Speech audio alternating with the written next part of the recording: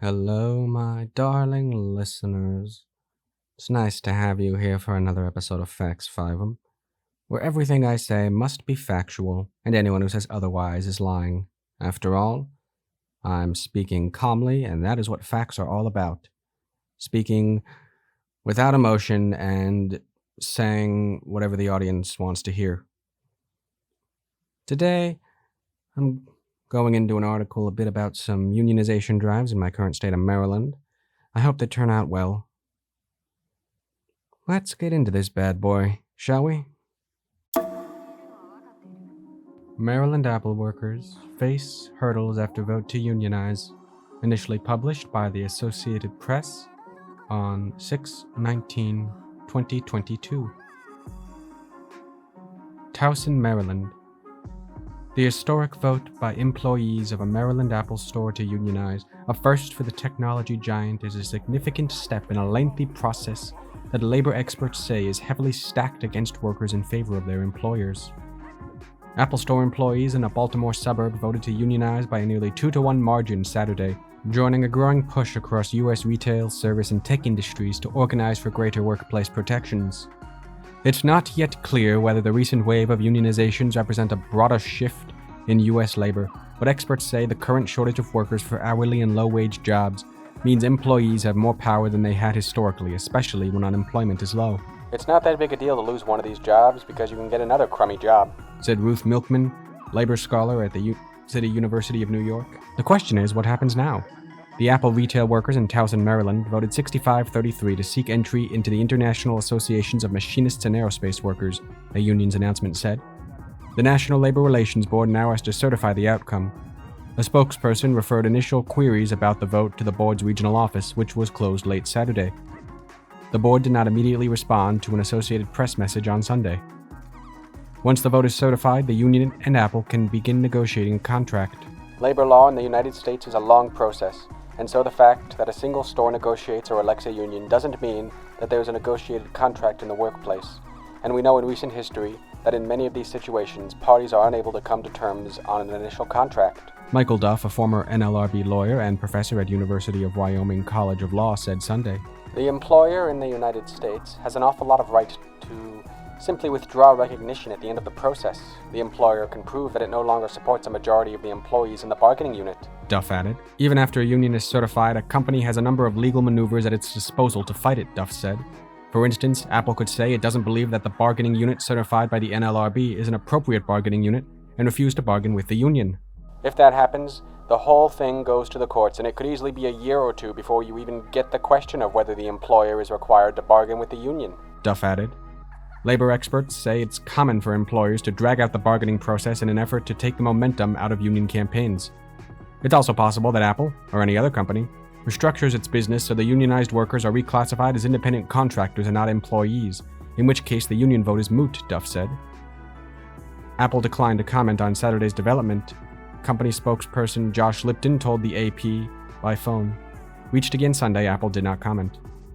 The successful vote serves to inspire workers around the country to organize, said John Logan, Director of Labor and Employment Studies at San Francisco State University. Workers are already organizing at other Apple stores, but this shows them the company is not invincible, he said. Apple's well-known brand name is also likely to help. The public has a very direct relationship with companies like Apple, so the first union victory will generate enormous traditional media and social media coverage, Logan said.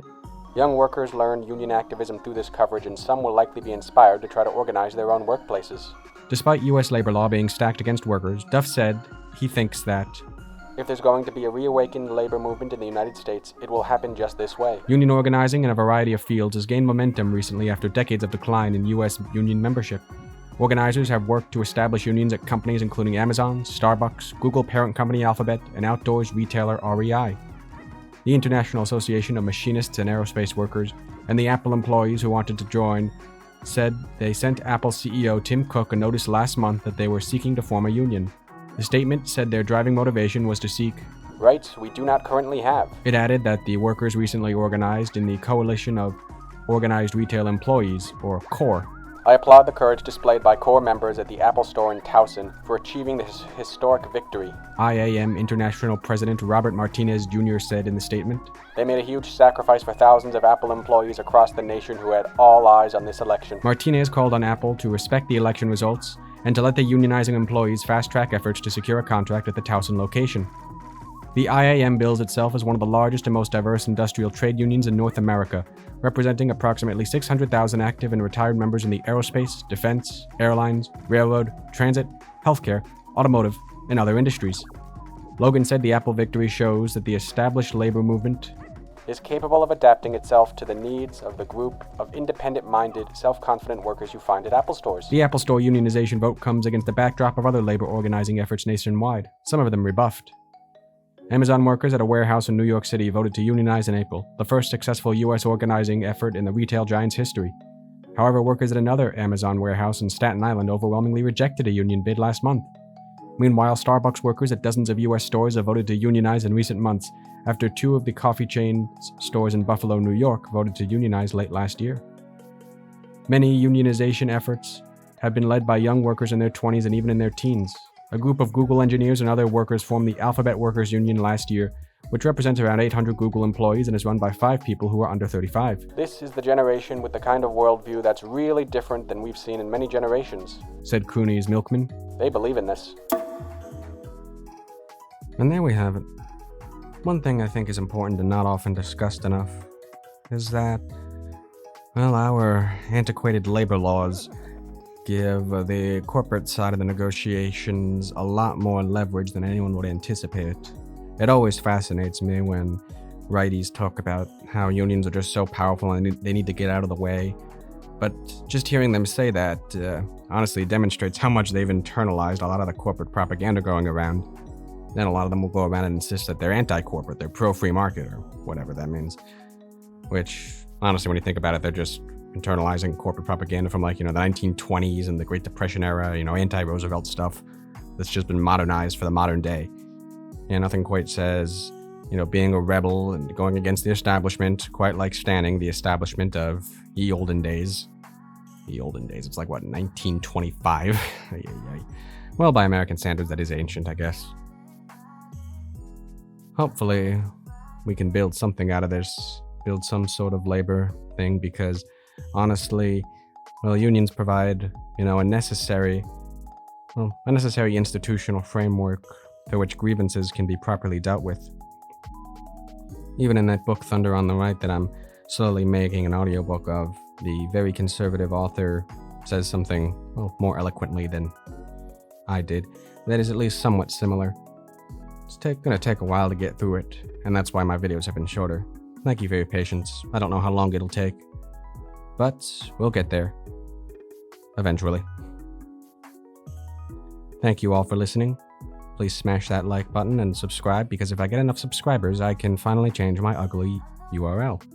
You can also follow me on Twitter at capital F, lowercase I-V-E-U-M, where I very rarely post things. You can also donate to me if you want. I think it's at Ko-fi or Coffee or however the kids are pronouncing it. Oh, kids, I'm 25 and I'm talking about the kids.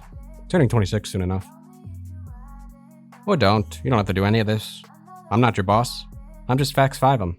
And right now, I'm signing off.